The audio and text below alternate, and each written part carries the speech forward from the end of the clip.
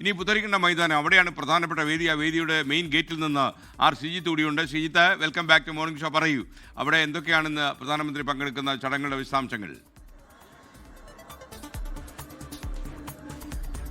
SKN കേരളത്തിൽ 250 കോടി രൂപയുടെ നിക്ഷേപമുള്ള വിവിധ അടിസ്ഥാന സൗകര്യ വികസന പദ്ധതികളുടെ ഉദ്ഘാടനം, 4 ട്രെയിനുകളുടെ ഫ്ളാഗ് ഓഫ്, ഒപ്പം തന്നെ മറ്റ് വികസന പരിപാടികളുടെ പ്രഖ്യാപനം. ഇതാണ് ഈ പുത്തരിക്കണ്ടം മൈതാനിയിൽ, എനിക്ക് പിന്നിൽ കാണുന്ന പുത്തരിക്കണ്ടം മൈതാനിയിലെ വേദിയിൽ ഇന്ന് രാവിലെ 10:45 മുതൽ നടക്കാൻ പോകുന്നത്. പ്രധാനമന്ത്രി 10:15 തിരുവനന്തപുരത്ത് വിമാനമിറങ്ങുക.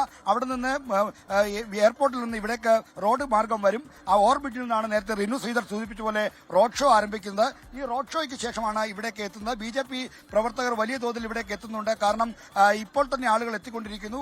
ഇവിടെ BJPയുടെ തെരഞ്ഞെടുപ്പ് പ്രചാരണത്തിന് തുടക്കം കുറിക്കുന്ന ഒരു പരിപാടിയായി ഇത് മാറുമെന്നാണ് നമ്മൾ പ്രതീക്ഷിക്കുന്നത്.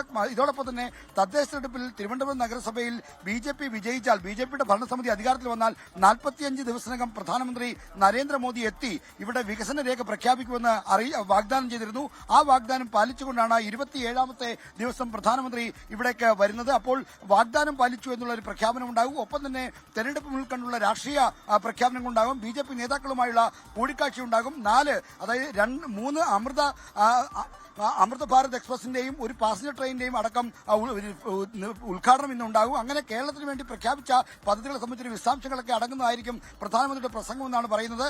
അതോടൊപ്പം തന്നെ ഈ വികസന രേഖയുമായി ബന്ധപ്പെട്ട പ്രഖ്യാപനത്തിലും പുതിയ പുതിയ വിസ്മയങ്ങൾ പ്രതീക്ഷിക്കുന്നു. അങ്ങനെയാണ് തിരുവനന്തപുരത്തെ BJP നേതാക്കളുടെ ഇതേക്കുറിച്ച് പറയുന്നത്. എന്തായാലും പുത്തരിക്കണ്ടം മൈതാനം അതീവ സുരക്ഷയിലാണ്. ഇപ്പോൾ തന്നെ നമുക്ക് കാണാം, ഇവിടെ എല്ലാം പോലീസിന്റെ ശക്തമായ ബാരിക്കേഡുകളും ബന്ദോബസ്തുകളും ഏർപ്പെടുത്തി കഴിഞ്ഞു. ഇവിടേക്ക് വരുന്ന ആളുകളെ എല്ലാം തന്നെ സ്ക്രീൻ ചെയ്താണ് അകത്തേക്ക് കയറ്റുന്നത്.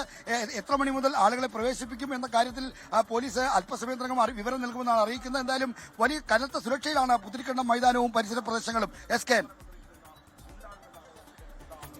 Thank you are Sreejith. ലോകത്തെവിടെയായാലും ഏത് സമയത്തും 24 വാർത്തകളും ഓഗ്മെന്റഡ് റിയാലിറ്റി പാക്കേജുകളും എക്സ്പ്ലെയിനറുകളും വിശദമായി കാണാൻ ഞങ്ങളുടെ YouTube ചാനൽ നിങ്ങൾക്ക് സബ്സ്ക്രൈബ് ചെയ്യാം.